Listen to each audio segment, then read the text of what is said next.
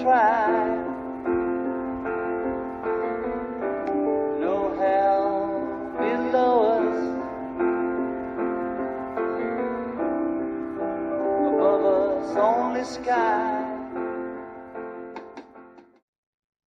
Good afternoon. Welcome. Happy spring. It is VFI Educates episode number 219. And today we have a few announcements and then a presentation having to do with the war. First announcement is that next week our speaker, a young lady who is working in the Dead Sea Evacuation Support Center, will give us a rundown on the activities that she and her cohorts are into. It should be very interesting. In terms of VFI, as you may recall, we have rebranded ourselves and we have restructured our offerings, and we have a committee of about 18 people working heavily for the last maybe 10 meetings or so, 10 weeks, to partner with and create some unique programs that we would then provide in Israel, either 1, 2, or 3 weeks in length. And we've had some interesting successes.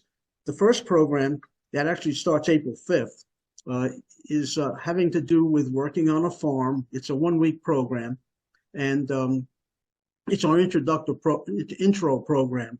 The second one starts on May 3rd to the 18th, and it's an archaeological program where you spend the first week at a very interesting dig in Old City, Jerusalem, world-class archaeology. And then you tour for a weekend, and then you go and join a group that is in the Gaza envelope. And what they are doing is visiting the homes that were shot up and destroyed, and they are repairing them. They're rehabbing those properties. And so the work there for a week is basically painting, nailing, whatever projects need to be done to rehab a property that's been shot up and that's probably got blood on the floor.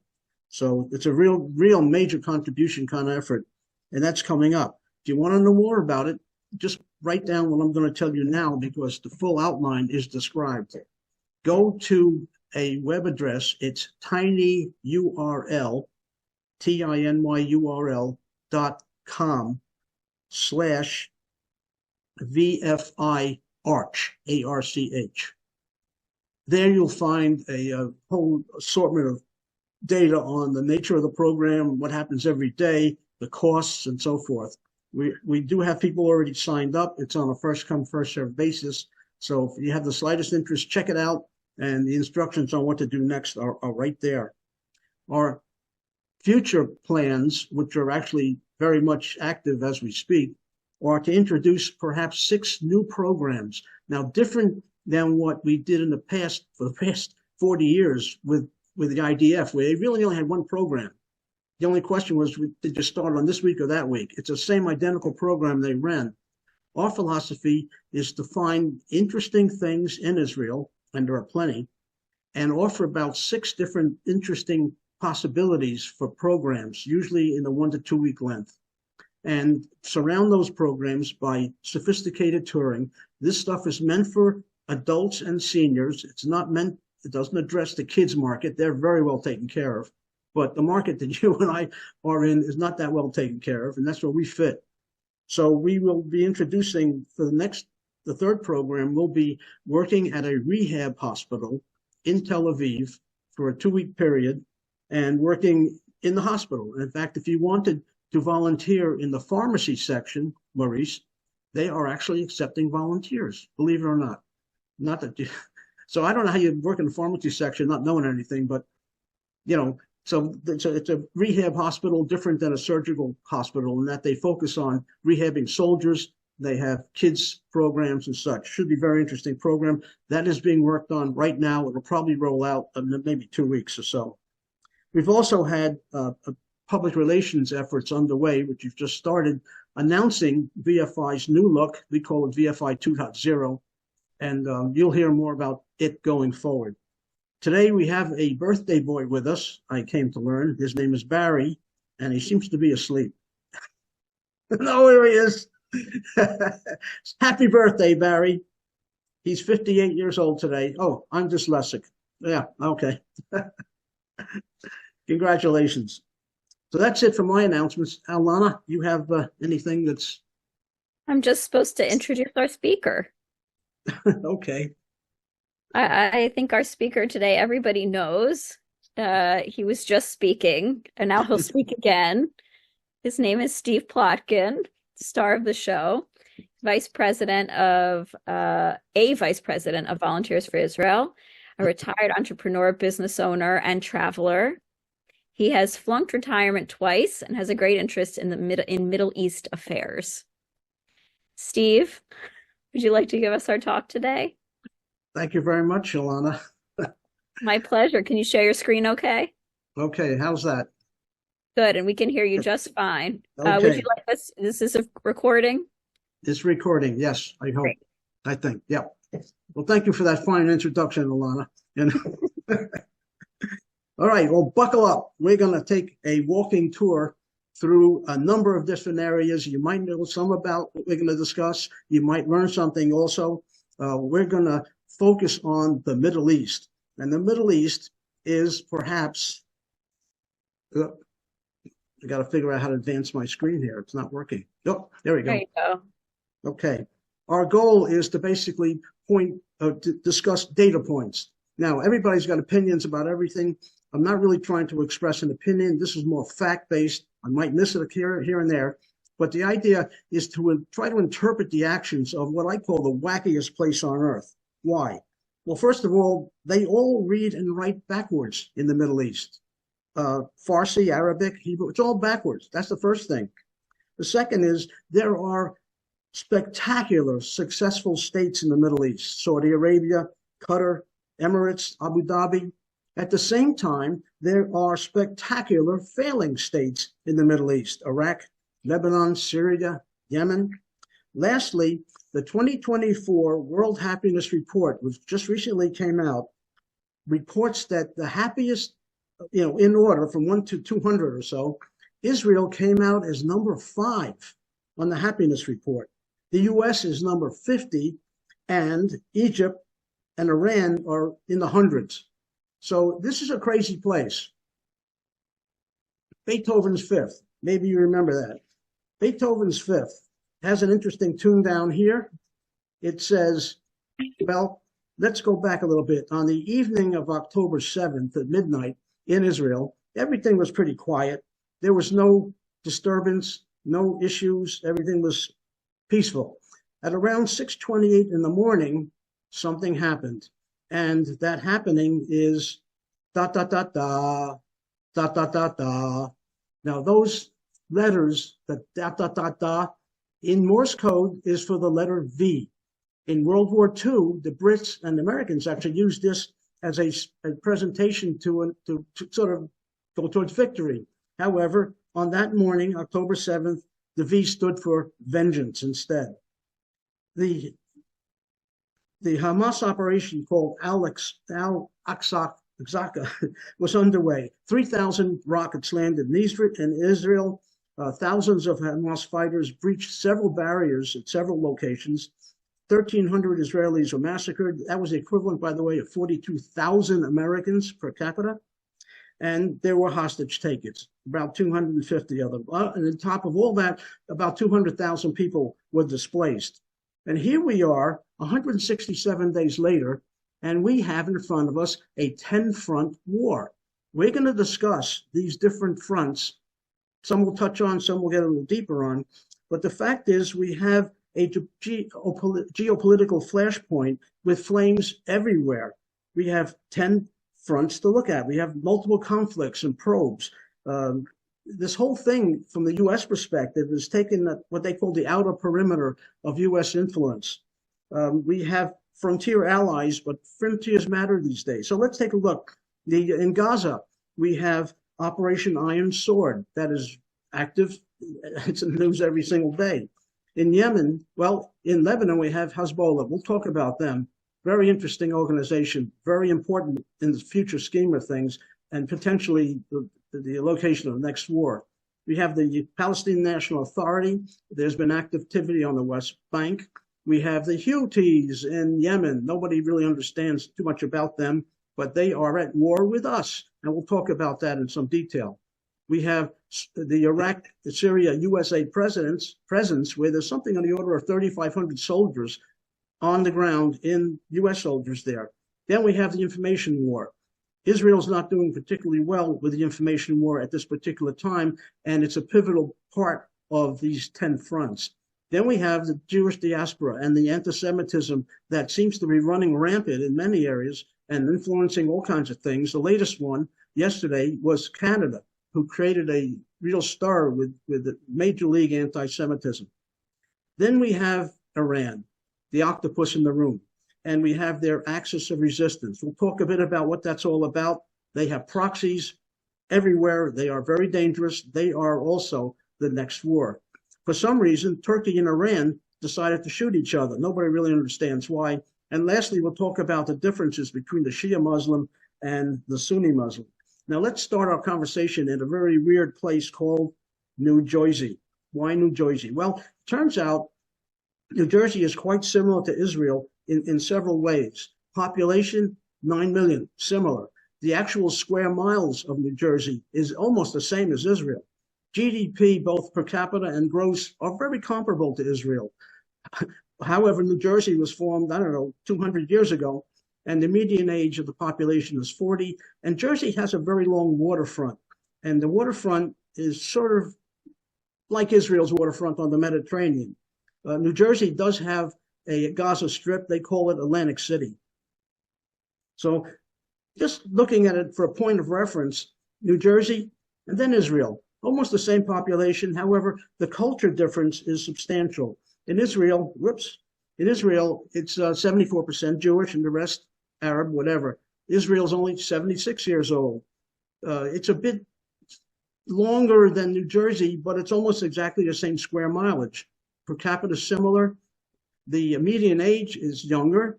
And of the square miles in Israel, 60% actually is a Negev desert. And the Negev occupies a whole sector of the southern section of Israel. This whole area going way up to here is all considered desert. So can you imagine if New Jersey had 60% desert? Now, in Israel, 6.3% of the population is in the military. That's a gigantic number compared to the United States, where the percentage is something like 0.07%. There are a number of key differences I thought it was worthwhile pointing out to non-Israeli followers. The first thing has to do with the neighborhood. The neighborhood that Israel lives in is nothing like the Bronx, New York. It's nothing like Chicago. It's nothing like San Francisco. It's a very dangerous place with aggressive and very hardened elements, and they're surrounded on three sides by unfriendly people. Government-wise, Israel is a parliamentary democracy. They do not have a written constitution. They have something called the basic laws, which offer the structure and the roles of the different organizations within the government. But the Constitution was actually ordained when at Israel's founding. It was supposed to have been written within 18 months. Never happened. So that's an interesting difference. In terms of government, the Knesset has 120 seats, right? Everybody knows that. But you need 61 seats to control things. So Netanyahu's party, Likud, only has 32 seats. So they needed to partner with other parties and form a coalition to get to that magic number of at least 61. Well, they got to 64. That's where they are now. There's a coalition with 5 different parties. Now, in Israel, you do not vote for a president. You vote for a party. And at present, there is something like 40 political parties in Israel. Now, the head of the leading party now, Likud, automatically becomes the prime minister. We all know Benjamin Netanyahu, otherwise known as Bibi, which is an affectionate name like Joey. I don't know how many people know that he actually went to high school in Philadelphia. He also went to MIT and studied architecture, and he attended Harvard, I think, for business. He is the 7th time as prime minister. That's probably a number unmatched, perhaps, in the world. So the question is, well, does the government system work? Do the politics work? Well, they've held 5 elections in the last 4 years. I would say that's not working well, but they're still there. Judiciary. The U.S. Supreme Court has 9 justices, right? And they handle something like maybe 50 cases a year. Well, the Israeli Supreme Court has 15 judges, and they handle 15,000 cases a year. So you can see right away the role of the Supreme Courts, comparing them, are completely different. In Israel, if you're called for a jury trial, there's something wrong because there is no jury trial in Israel. Every trial is handled by a judge. No such thing as a jury. And they do have the basic law, something called the human dignity and liberty, which tends to protect individual rights. That law was attacked recently that law was attacked until the recent war started, and that whole argument was set aside. So the judiciary's role in Israel is a bit enhanced at the high level from what it is in the United States. The military, well, 6.3% of the population is active on the military, either reserve or active duty. That compares to our American, which is 0.7% of the population. The service is mandatory. It's 2 years, 8 months for men, 2 years for women, and you're in the reserves till you're 40 years old. Socially, they have Israel's known as a startup nation. They got tremendous strengths in technology and education and industrial things. In Israel, I found that group teaming was very, very common, and volunteering is everywhere. We don't experience that not in my lifetime anyhow here. Plus, Israel has this rating at number 5 in the World Happiness Index, in spite of all the problems and the wars and the politics. And politics in Israel is a contact sport. So let's turn our attention to the West Bank, which is an important part of this formula. You may have heard the term from the river to the sea. Well, here's the river, the Jordan River, and there's the sea. And the idea was to annihilate Israel from the river to the sea. It hasn't quite worked. Fatah is the political party that controls the West Bank, and they've done that since the elections they held in 2005, and of course they haven't had any since. Mohammed Abbas is the current boss. He's been around for, 20 or 30 years doing the job. I think he's around 90 years old. This whole area, the West Bank, is about the size of Delaware. It's landlocked, and it's about 2,200 square miles. Population, 3 million, give or take. But of the 3 million, there are 700,000 Israeli settlers. And now we get into a ticklish area. There's something called the Israeli settler movement, and about 15% of the population of the West Bank is in the settler movement, and they're Israelis.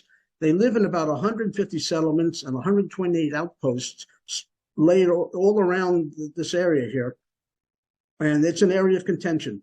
It's some people, this West Bank actually was captured in the 67 war. And so Israel claims a biblical birthright to it. And the current policies in Israel with a right-wing government, of course, any government in Israel is going to be relatively right-wing, but they are closer to the Israeli settlement mover than ones in the past. So it's an international consternation. It is an issue within Israel to protect the folks that live in there, 700,000 of them. There's nothing to sneeze at.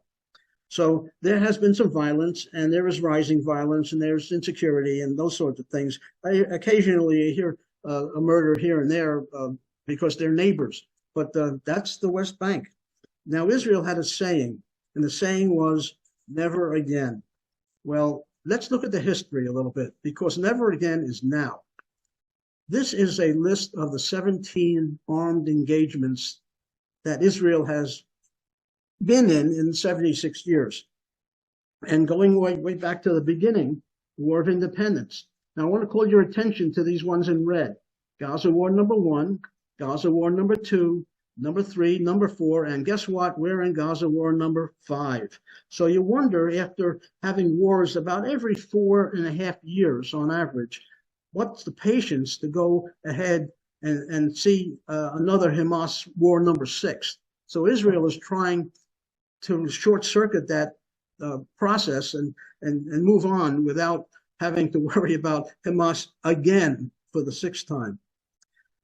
Here's an interesting statistic. This is a UN report. This is a ratio between civilians and combatants in a war setting, and the average is 9. That means that in the typical war setting worldwide, there are 9 non-combatants that get injured or killed for every combatant.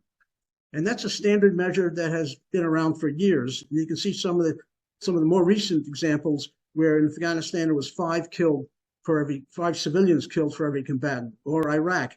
In Gaza, the number is extremely small. Now, press hasn't really played up on this, but this is a valid statistic comparing it to UN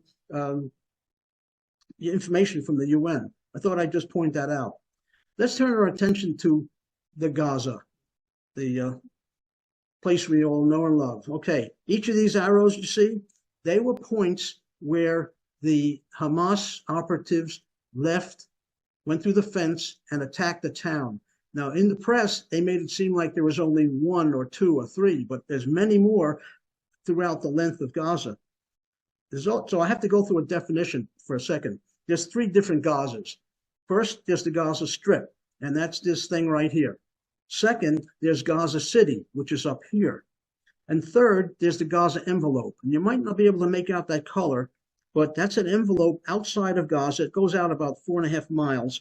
And living inside that Gaza envelope is about 50,000 Israeli citizens. And all of those places that we now know were ravaged. Gaza itself is about the size of Washington, D.C. It's 25 miles long by 8 miles at its widest. So it has a narrow belt in the middle, but it's 8 miles from here to the water. Gaza in history goes back as far as you can possibly go. It was a strategic location occupied by every civilization from the Babylonians and probably before. And if they ever had a list of the different occupiers, it probably 20 or 30 of them over history. It's listed in the Old Testament and New Testament. It was a strategic ancient world area. It was living under the guidance, the rule actually, of the Ottoman Empire for 300 years until World War I, when the Brits took over after Ottomans were kicked out. They have had elections. In 2006, Hamas won an election. They beat the competition. Since then, since 2006, no more elections. So one was it. Just a thought that, and actually Jared Kushner put this thought to mind. If you take a look at the shoreline and you see some of the pictures of the wide beaches and the clean look and the ambiance of being on the Mediterranean, this could be a $1 billion property. You could develop another Monaco in there. You could do wondrous things given the temperature and the climate, the temperate zone and all that stuff. And so some people want to go in there, Jared Kushner is one of them, and develop the place. Very unlikely, but you know, Gaza could have seen a different kind of future based on the shoreline, on the Mediterranean, moderate climate and all that stuff. It could have looked as good as Tel Aviv, which is right up the road, or even better. So within Gaza, there are 3 cities. On the right, the Gaza City. In the middle, this Deir Delbab is a tiny, oh, I'm sorry, Khan Yunis, and then Rafah. Rafah is now in the press because the folks have been spirited from the north to the south, and Rafah is about as south as you can get. This is the borderline with Egypt. Egypt is busy building a gigantic wall along here because Egypt has very little love for the occupants of Gaza, and Egypt does not want them on Egyptian property. That's interesting that an Arab country is nowhere near concerned about this Arab community. We're seem to be more concerned than they are. Gaza, median age is 18 years old. Now, the world median age is 28. So you got a lot of really young population here. In fact, over half the population of Gaza is under 20 years old. Now, you see in the video news broadcasts all these kids and kids and kids. Well, it's understandable. With half the population under 20, Gaza has got a lot of kids, more than normal. So Gaza is ruled by a certified terrorist group. It's certified by many countries, and they've been in control for 16 years, since 2006. And they have a different agenda, it seems, than supporting the population. They have received much money, much of it from Iran over the years, and they've built these tunnels. We'll talk about those. But they also have a military wing. The military wing of Hamas is about 30,000 fighters and 5 brigades. There's about 24 different battalions. Much of that has been destroyed, and as of now, much of it is accumulated down here in Rafah, and they can't find it easy to get out, even though there's all kinds of tunnels leading into Egypt. Apparently, these folks are not easily transporting into Egypt and escaping. So we have, a strong organization. 30,000 fighters is substantial. The Gazans are very good at certain things. Actually, they're a pretty smart group of people. They have this very young population. So among other things, they're very good at making babies. Average age, half the population under 20 years old. Building tunnels. They built 350 miles of underground tunnels since 2007. I consider that the 11th wonder of the world, that they could pull something like that off. They also have excellence with a doctrine in Islam called taqiyya. And taqiyya is an ability to, it's sort of a doctrine of deception. It's a permission to lie in order to deceive an enemy. And they have been very effective in that. They fooled and blindsided just about every major world-class intelligence agency on October 7th. And that has to be looked at as another wonder of the world, how they pulled that off. They're also wonderful with propaganda. They have a worldwide propaganda machine. They have press coverage, which is unbelievable. We see it every night on ABC, NBC, CBS, Fox, whatever. And they have developed a fantastical international support effort that supports their interests. Now, inside Gaza is an organization known as UNRWA, the United Nations Relief and Works Agency for Palestine Refugees. It's a curious organization that has maintained itself in existence, even though refugees might go back 50 years.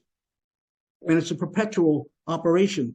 The U.S., it turns out, spent last year $340 million on UNRWA. They were the largest donor to UNRWA. It currently is suspended by the U.S. because they just recently discovered that UNRWA is actually a Hamas operation. And some significant number of Hamas members played executive roles in UNRWA. So the U.S. cut them off. Other countries did likewise. I don't know how long that'll last. The current campaign, flipping back here, the current campaign in Rafah and Yan Kunis is a clearing campaign. These are cities. This is not countryside. And it's it reminds me, for those of us who remember back to the city in Iraq called Mosul.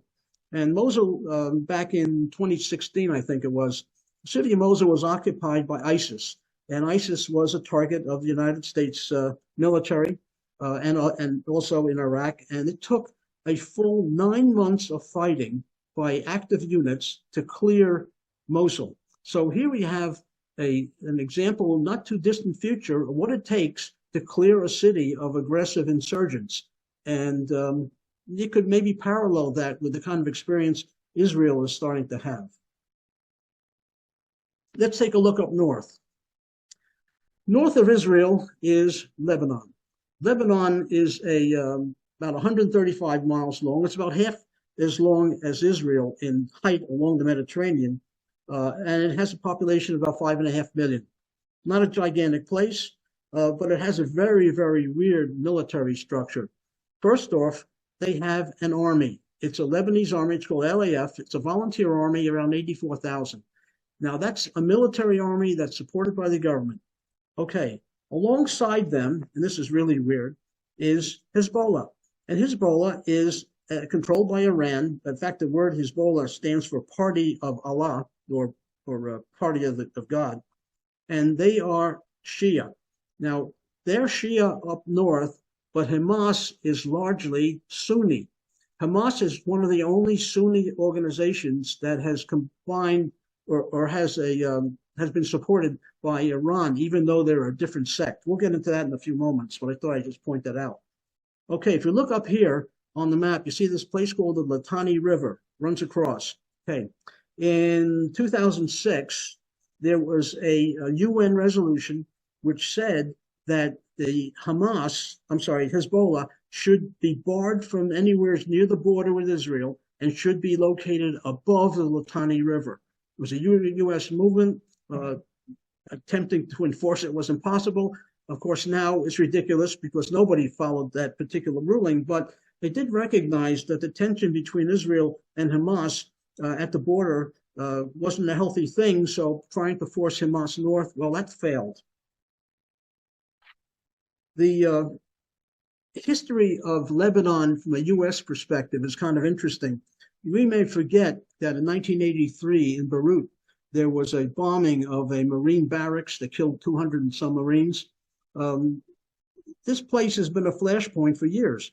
And worse, right now, there are around 30,000 missiles apparently said to be here facing towards Israel in the south. 30,000 missiles is roughly equivalent to 30,000 rounds of ammunition for an artillery round. So let's take a look at Hezbollah, the controlling agent. Hezbollah has been around for nearly half a century. They're not beginners. They are both political and military. They have a political wing that basically controls the politics of the country, and it is all Shia Muslim. The size of the military, of Hezbollah's military, is between 20 and 30,000, something in that area. They are equipped and funded by Iran to the tune of $100 to $700 million a year. This is a major investment for Iran. It is considered the heaviest, heavily armed non-state military force in the Middle East. And the 130,000 rockets are not only short, little stubby rockets that'll travel, maybe 50 miles. We're talking about stuff that goes down to the bottom of Israel from Lebanon. That's a major threat. Plus, much or some of the arm apparently is GPS guided, which means they can actually target specific buildings and create multiple threats. So people look at this and they say, well, this is where the next war is going to occur, and they might not be wrong. It's a hot spot. The fighting is taking place on a daily basis. Israel, just recently, and perhaps a couple of days ago, have created bombing runs, and they have bombed into this area, into Lebanon. In other words, they've moved beyond just the border. They've moved back into this area here and are bombing strategic targets. So it's heating up. Everybody's trying to keep a lid on it, but I have a sense that if we're looking at the next war, we're looking at it right there. It's very easy to flashpoint, and it could explode anytime. Sunni versus Shia. Those of you who study history books know that the Prophet Muhammad died in 632 AD. And when he died, there was a classical political succession problem. What do we do now? Well, it broke out to two different branches. One branch said that the leadership should go to Prophet Muhammad's cousin and son-in-law. In other words, it should be kept in that family line, and that's the way it should go. Those were later called Shia Muslims. The other group said, no, that the hierarchy of religious leadership should go to the most capable, the people able to do the job. And that became the Sunni branch. And you can see here that they're not exactly equal in size. Sunni is much, much larger, with 85% of the world's Muslims. But Shia, while it's small, has a major piece of its population sitting in the Middle East. And they seem to be the rabble-rousers more than the Sunnis. Now, the Sunnis, both of them practice similar things. They practice the one God, the Quran, the prophets, the angels, the Day of Judgment, and the five pillars. They agree on all that, sort of, and yet they're different. And so in some places of the world, they coexist quietly and peacefully. That doesn't seem to be happening so much in the Middle East for some reason. So we can see that the Shia are the minority population, just 15% of the world, but maybe 100% of the trouble in the Middle East. Now, they have a creed. It's a very similar creed. It's these takes. Quran is our law, jihad is our way, dying in the way of Allah is our highest hope. This is a sort of a mission statement. A second way to look at it is This is the Houthi mission statement. And you'll notice that the word America is in there, and death to Israel and curse upon the Jews. They're not pulling their punches. This is pretty obvious stuff. It's tough to argue with. That's the creed. We're going to turn our attention now to Iran. Okay, Iran, the octopus in the room. Iran is around 1,000 air miles from Tehran, which is here, to Tel Aviv over here, about 1,000 air miles. And Iran has a population of about 83 million. It's about the distance, by the way, between Boston and Orlando, between the two capitals. Its median age of the 88 million people is 33 years old, which is more than twice the median age of what Hamas was experiencing in the Gaza. It's one of the oldest civilizations in the world.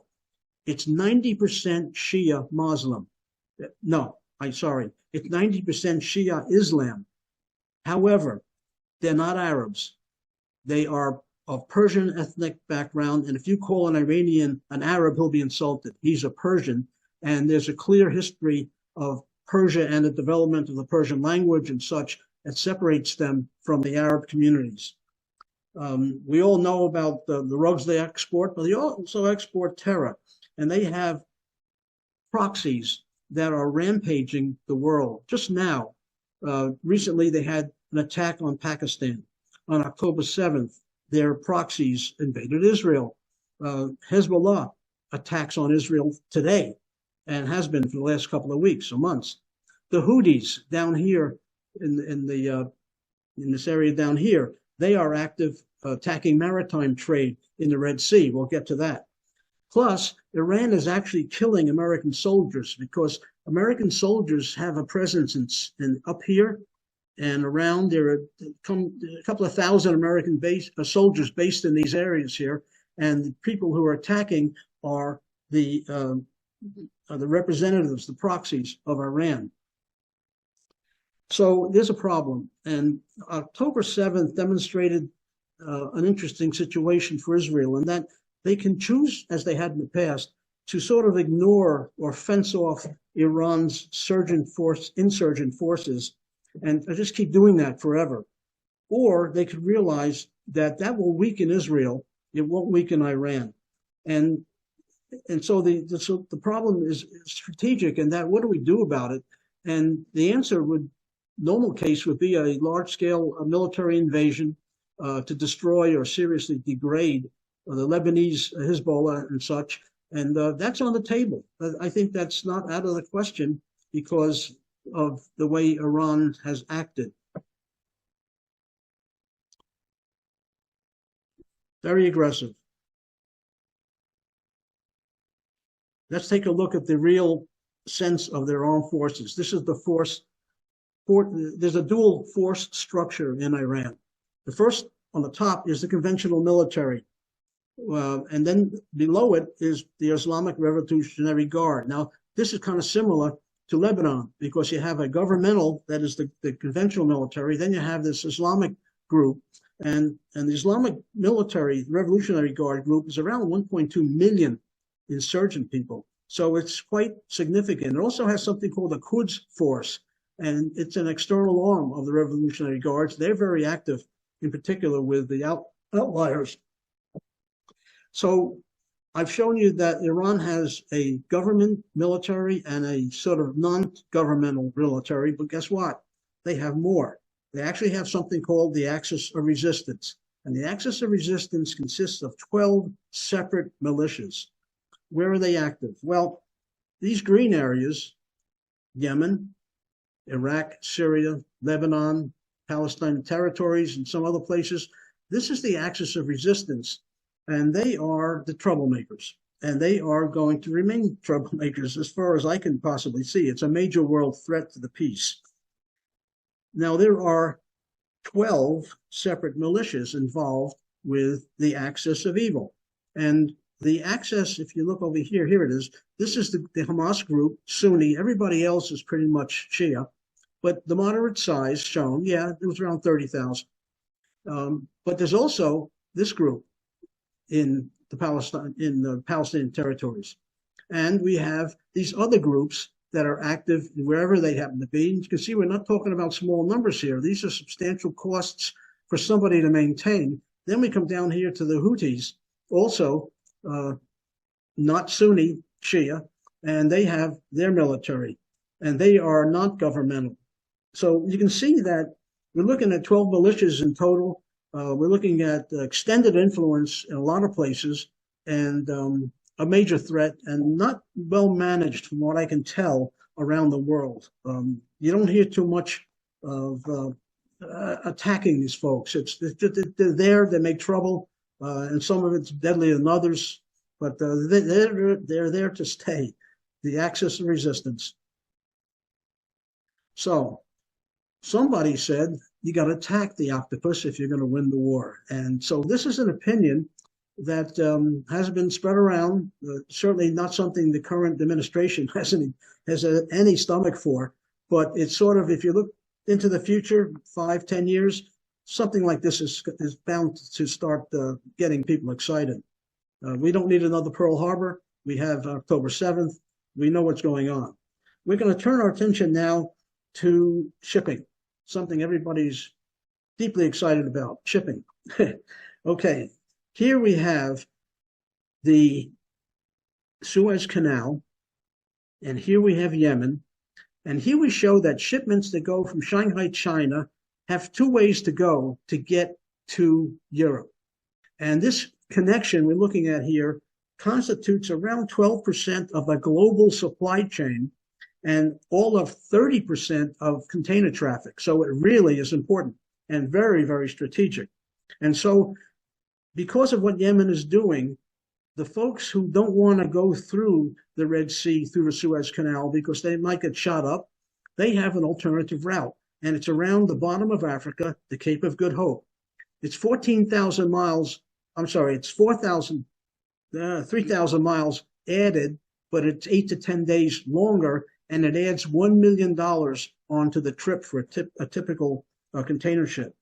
So here we have a world issue with substantial upset, a substantial potential to upset world commerce, nothing that anybody can live with. So we have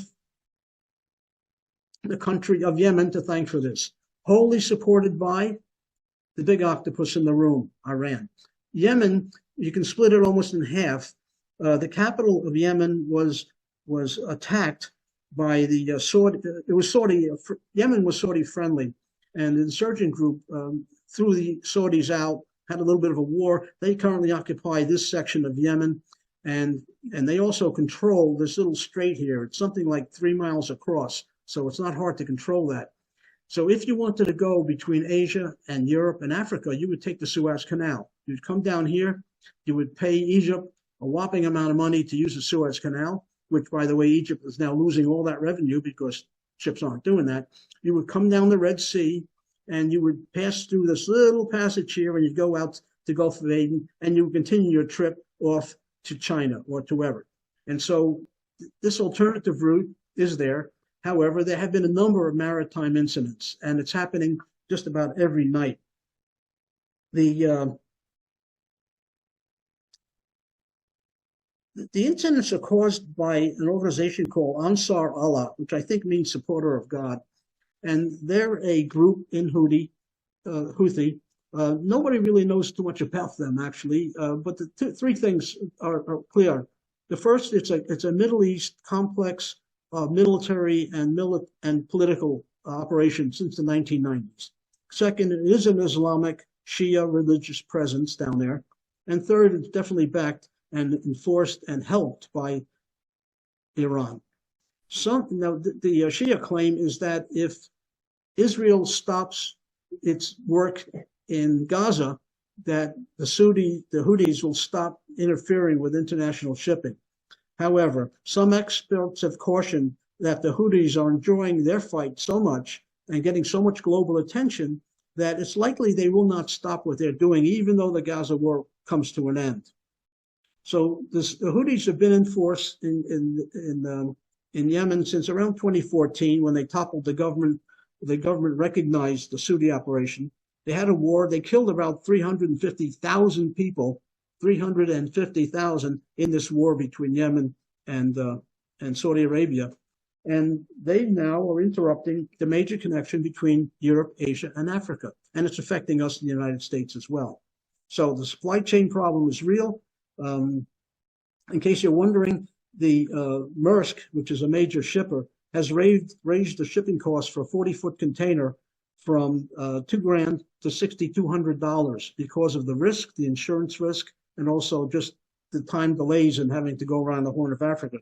So because of that, some countries really can't tolerate that. You can't interfere with commerce like that. So the United States, and they're doing it with drones, very sophisticated drones, largely supplied by Iran. And these are just some pictures I came across, which is actually a Houthi press release of their sophistication. They're pretty, they're probably deadly.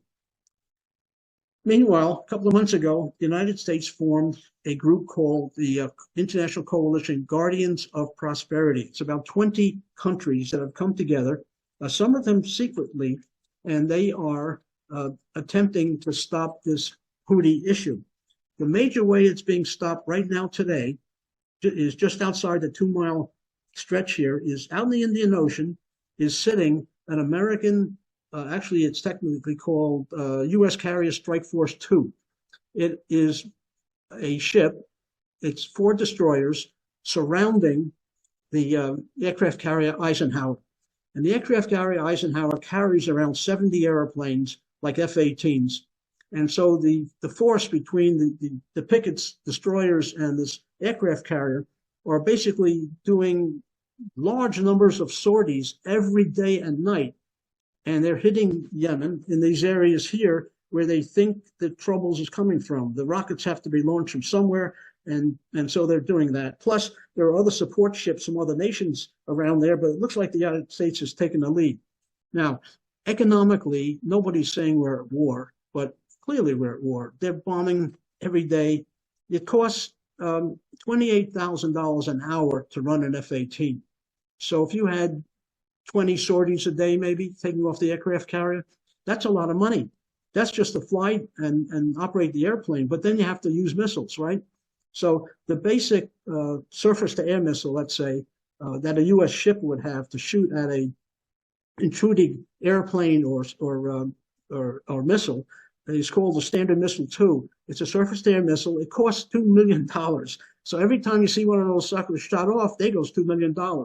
There's also a more extensive version of it called the SM-6. It's a standard missile that goes for $4 million. And so the U.S. is spending a fair amount of money right there on that Indian Ocean, trying to keep the Houthis in bay and trying to keep international commerce in motion. The money spent, even though it's a lot of money, is an absolute drop in the bucket compared to the global disruption that's being visited on the world's economy by the Houthis. So this is an ongoing problem. Don't see a clear answer to it, but it's a problem. Okay. This brings us to our conclusion for the facts that I presented. The day after is unclear. It's worthy of a discussion. It's worthy of another presentation. There doesn't seem to be very many answers on the table, a lot of uncertainties. And so at this point, I appreciate your attention to this presentation. And hopefully we all picked up some piece of information worthy. And if everybody wants to attack my facts, go ahead. I'm open.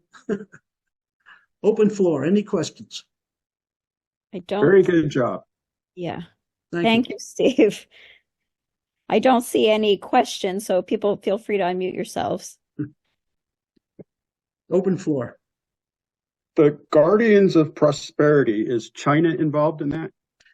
China, it turns out, is actually an ally of Hamas and therefore an ally of Iran, and they're not part of it that I'm aware of. And the Houthis have not been particularly discriminatory about just Israeli ships.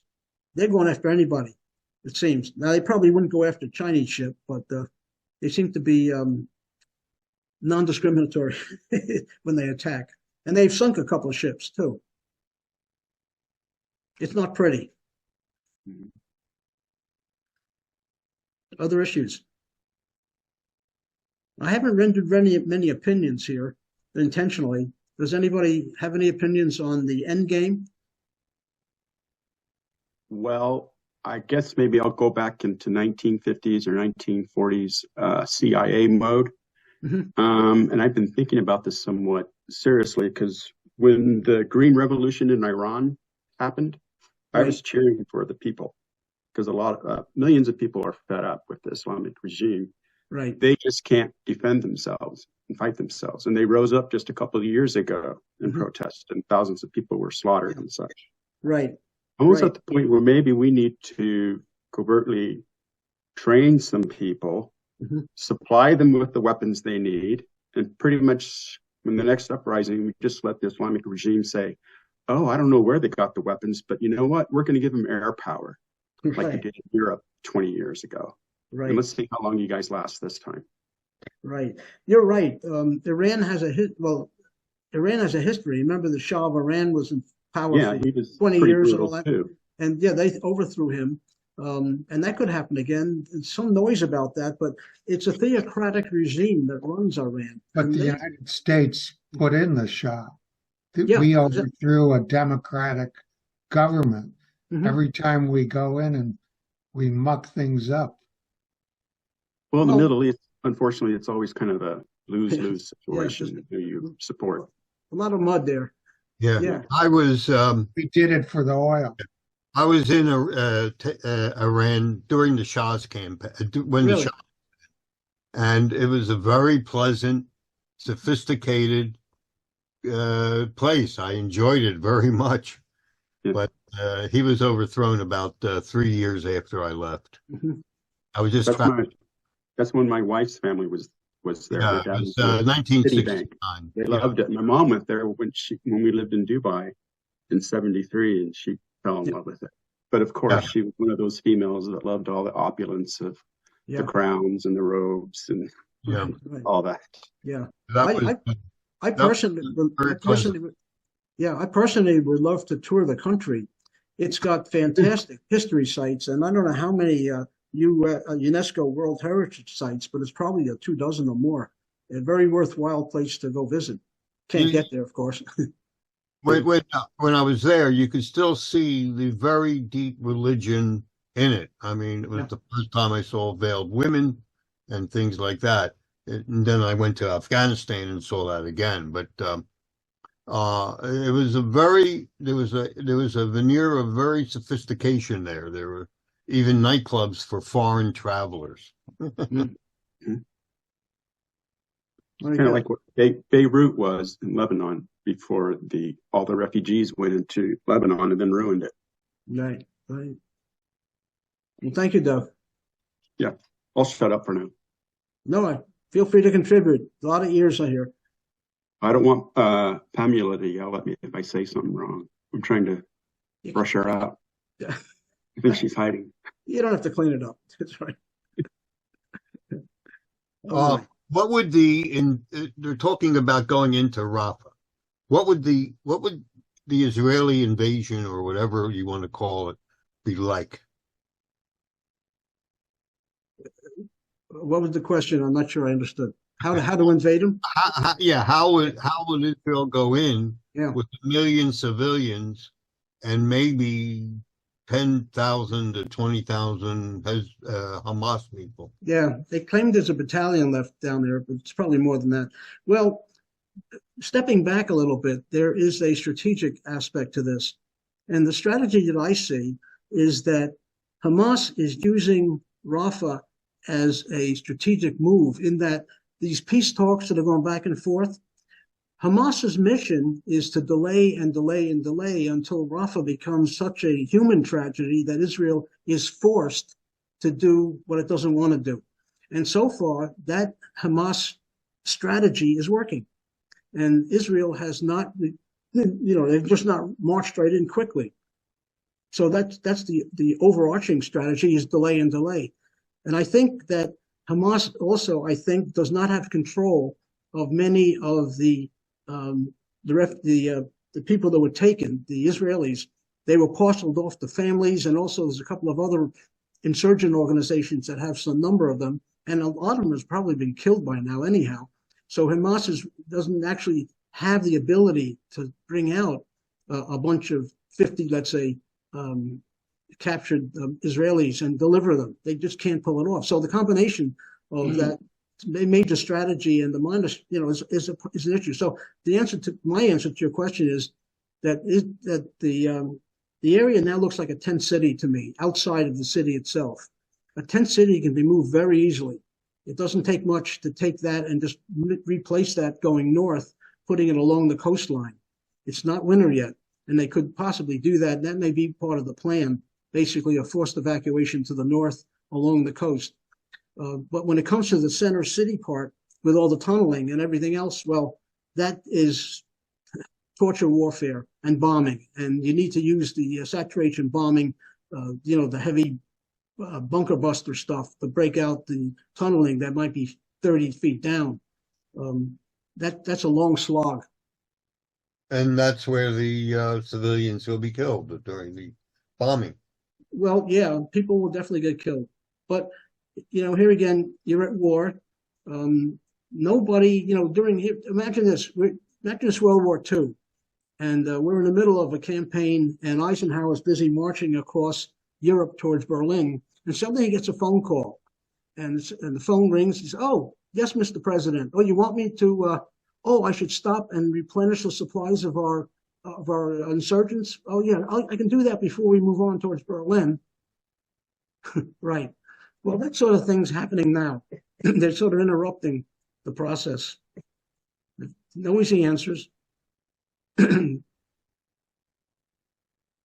have a question. Hello.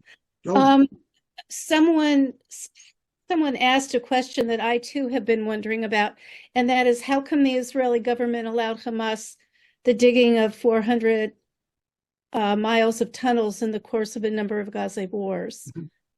Why I'm certain they must have known about them. Mm-hmm. Good question. Pardon me. Well, Israel didn't control the Gaza Strip once they walked away from it, 17 years ago.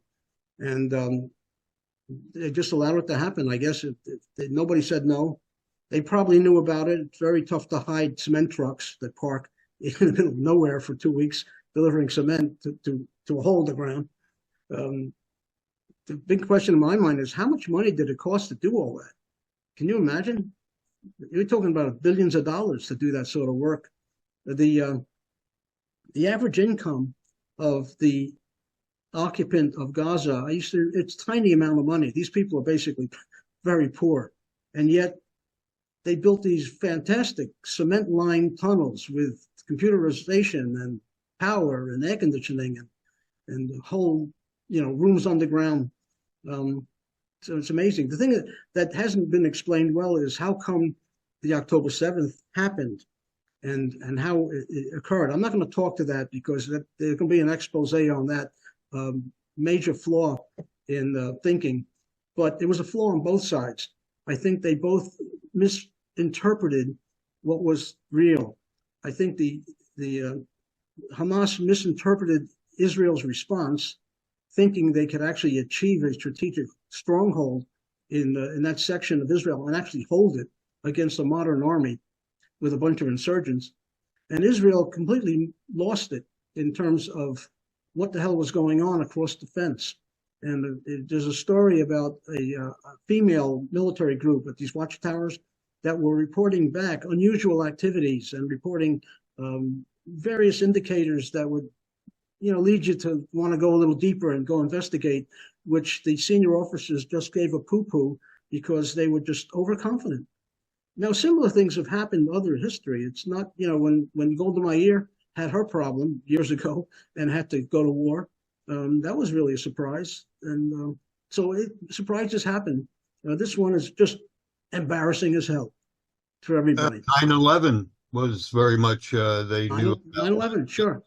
Sure. Even way back when Washington came and had the Brandywine battle, which is in west of Philadelphia, the Battle of Brandywine. That was a surprise. And everybody had troops on the ground. This is talking about 1775 or something. That was a surprise. So surprises happen in war, but this is an embarrassing one because it fooled every intelligence agency except the Egyptians.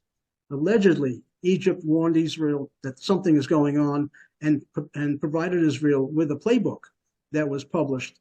Yet again, the forces that be in the government, military, intelligence community poo-pooed it. They were put to sleep by Hamas. I give Hamas a lot of credit. They were able, I mean, they pulled it off and all that, but they were able to hoodwink and put to sleep these very, very sophisticated intelligence agencies. That was almost mind-blowing to me. It's the same as if New York attacked New Jersey, right? Just across the river. Tough to hide anything on the other side of that fence.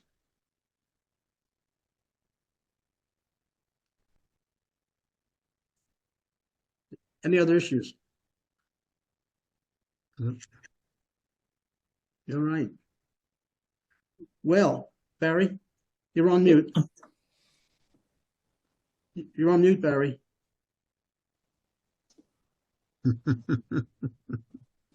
He'll get it. There we go. Now. Sounds better. Okay, I'm getting information from a lot of different sources of what's going on. I'm getting a double thing here. You hearing me double? No. All right. Well, it's No coming feedback. through, Bubba. Here, double here. I'm getting information coming out of Rafah and that area that our bulldozers are still going right down there as we speak. And I'm getting feedback that we're having, we've pretty much cut off Hamas's communications and control. We're hitting their leaders every day. We're getting them in Beirut. We're getting them all over the world. We are achieving some of our goals by cutting off the head of the snake. And they said it's working daily. And while all of this discussion is going on around the world and here in our United States, we're making progress day by day. And we've got the area completely surrounded. And it's going to take a while. We're going to be fighting. We're going to lose people. But we're getting a lot more of them than they are getting of us. And the process is, at the moment, is working well. And the consensus from what we're hearing from Israel, virtually 90% or more of the people of Israel says, "Butt out, America and the rest of the world. We're going to get Hamas. We're not about to stop, and nothing is going to stop us at this point." And I hear that that's what's happening right now, that the world is not going to stop us from wiping out Hamas, and we're taking considerations up in Lebanon where we've got troops there to where we don't want to get started there. But if necessary, we can handle a two-front war. It's going to be nasty. So it sounds like I'm getting positive feedback of what's being accomplished, more positive than what you're saying. Mm-hmm. Yeah. Well, Israel has sustained something like 550 casualties. Soldiers died during this overall campaign, and that's a small percentage compared to the other side. That's true. It's war. I just hope they continue to get to victory. That slide I showed you, where there were a number of military operations, 17 of them, I think, over the term. Many of them struck me as being forced solutions by third parties, probably the United States, forcing Israel to freeze in place. I mean, that's kind of like a history lesson. even when the United States, even when Israel occupied the Suez Canal, they were attacked by the U.S. government at that time, and France and Israel were together on that. So a number of those military operations present us with a model of how things end, and many of them didn't end because Israel ended it. It ended because somebody else forced it to happen, and that may be the model that happens here. I thought that the Senator Schumer's comments the other day about Israel needing a change in government was completely off the charts. I had no idea where the hell he was coming from, or why he even said that. I think he's drinking something. He certainly created a problem for the Democrats because the Republicans just jumped on that as a PowerPoint. If anybody can explain what was on Schumer's mind, I'd like to know. He has been an Israel supporter from the day one, and suddenly to start meddling with regime change in an ally is crazy. He's looking at an election, and that's what's guiding him more than anything else. Chuck Schumer is going to be guiding the administration. They're letting a potential election, and they're going to have to win that election, or there are going to be no more Democrats around. Right. So they're fighting for their life, and they've chosen at the moment to sacrifice Israel. Yeah. All right. Well, Ted, you have thought? Yeah, I mean, Chuck Schumer is going to be reelected whether he runs or not until the second election after he dies. That's the power of incumbency where he runs. But I think what he very clumsily did was he tried to go back to where Israel was and where kind of the world was with Israel a year ago, which is the government may be a dumpster fire, but we stand with Israel. And that's not terribly dissimilar from a lot of the sentiment on the ground in Israel, that, you know, their government is deeply unpopular domestically, but they're unified as a country as far as Hamas goes. Mm-hmm. He didn't do a great job of it, but my sense is what he was trying to say was, we stand with Israel, but holy cow, guys, you got to get rid of Bibi. Mm-hmm. And that's not a terribly unpopular sentiment, even in Israel. Yeah. Yeah. This is his 7th term in office. I mean, anything he can cram in to avoid being indicted, which is, you know, not entirely an unreasonable perspective if you happen to be the one facing indictment. Yeah. Well, this war is also unique. I think this is just obviously my opinion, as we're all kind of pontificating here. Yeah. That the Munich massacre, I believe in the old adage, justice is best served cold. And so that's how they went back and got all those people involved. Yeah. They thought, oh, 4 years later, I'm still around, nothing's going to happen. Boom, you're gone. A couple of years later, another person's gone. As they're going to go out through all of the intelligence and find out where a lot of the leadership are hiding and such, I think years from now, still people will just die. Yeah. Yeah, there is one bizarre thing I didn't mention. There seems to be a love affair between Qatar and Hamas. And the leadership of Hamas supposedly lives in style in one of those high rises in Qatar. And Qatar apparently has been a major financing agent in addition to the work that's coming out of Iran. I don't understand what it is that Qatar gets from something like this.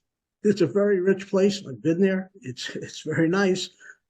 What the hell would they want to screw around with a bunch of amateurs like Hamas for? I don't know what the benefit is, unless it has something to do with the code of Islam codes. It's the code of Islam. And it's also to protect themselves because, you know, the Saudis, I think it was 1980 or 79 in the attack in the Hajj, the crown was almost overthrown. So that's when they really started to cozy up after that, because they were threatened by the religious Islamists, Wahhabis, and they're like, oh, dang. That could be it. I saw a report that Bibi agreed for Qatar to give Hamas so that they would sort of calm down a little bit. Mm-hmm. Yeah. Well, you know, there is a parallel possibility here, unlikely, but you may remember when, what was the prior Arab leader, the guy with the big scarf. Arafat, right.